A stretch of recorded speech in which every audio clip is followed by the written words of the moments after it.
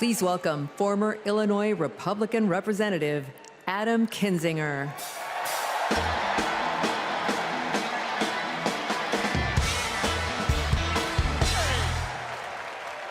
Hey, good evening. Good evening. Thank you, thank you, thank you. I'm Adam Kinzinger, and I am proud to be in the trenches with you as part of this sometimes awkward alliance that we have to defend truth, defend democracy, and decency. I was just a kid when I was drawn to the party of Ronald Reagan, to his vision of a strong America, the shining city on a hill. I was a Republican for 12 years in Congress, and I still hold on to the label. I never thought I'd be here, but listen, you never thought you'd see me here, did you? But I've learned something about the Democratic Party, and I want to let my fellow Republicans in on the secret. The Democrats are as patriotic as us.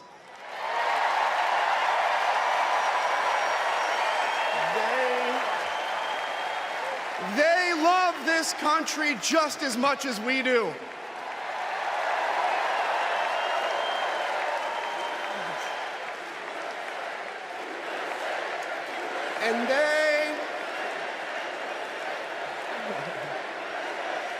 And they are as eager to defend American values at home and abroad as we conservatives have ever been. I was relieved to discover that because I've learned something about my party too, something I couldn't ignore. The Republican Party is no longer conservative. It has switched its allegiance from the principles that gave it purpose to a man whose only purpose is himself. Donald Trump is a weak man pretending to be strong. He is a small man pretending to be big. He's a faithless man pretending to be righteous. He's a perpetrator who can't stop playing the victim. He puts on, listen, he puts on quite a show, but there is no real strength there. As a conservative and a veteran, I believe true strength lies in defending the vulnerable. It's in protecting your family. It's in standing up for our Constitution and our democracy.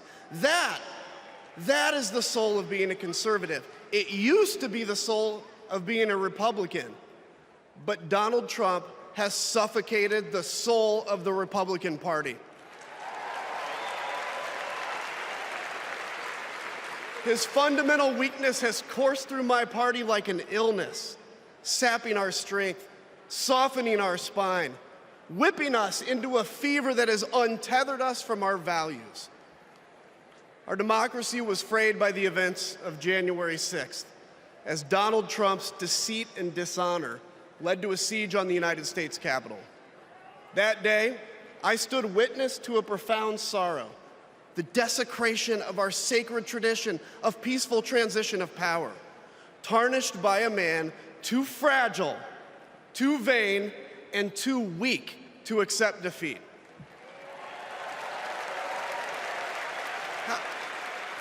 How can a party claim to be patriotic if it idolizes a man who tried to overthrow a free and fair election? How can a party claim to stand for liberty if it sees a fight for freedom in Ukraine, an attack pitting tyranny against democracy, a challenge to everything our nation claims to be, and it retreats, it equivocates, it nominates a man who is weirdly obsessed with Putin? And his running mate who said, quote, "I don't care what happens in Ukraine." Yeah, and he wants to be vice president. Yeah. How can a party claim to be conservative when it tarnishes the gifts that our forebears fought for? Men like my grandfather, who served in World War II. who believed in a cause bigger than himself, and he risked his life for it behind enemy lines. To preserve American democracy, his generation found the courage to face down armies. Listen, all we're asked to do is to summon the courage to stand up to one weak man.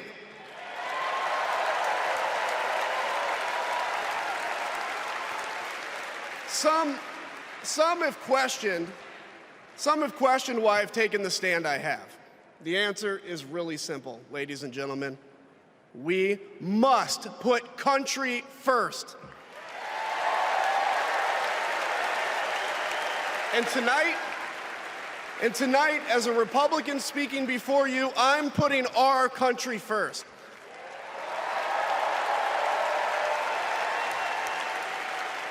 Because the fact is, I do belong here.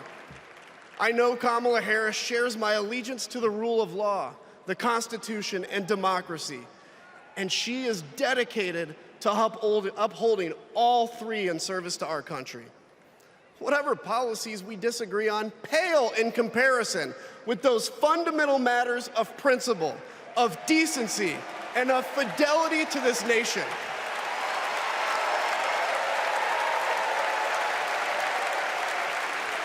Listen,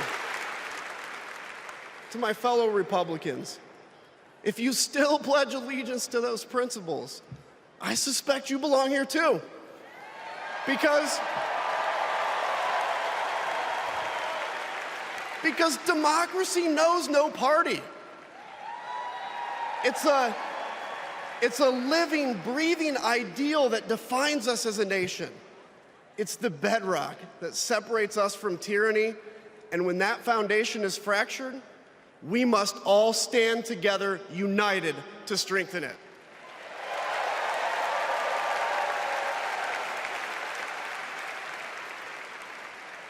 If you think those principles are worth defending, then I urge you, make the right choice.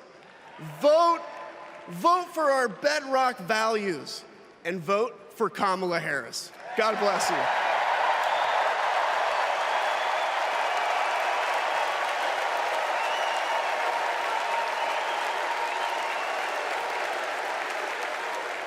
Please welcome lawyer, policy advocate, and sister of the Vice President, Maya Harris.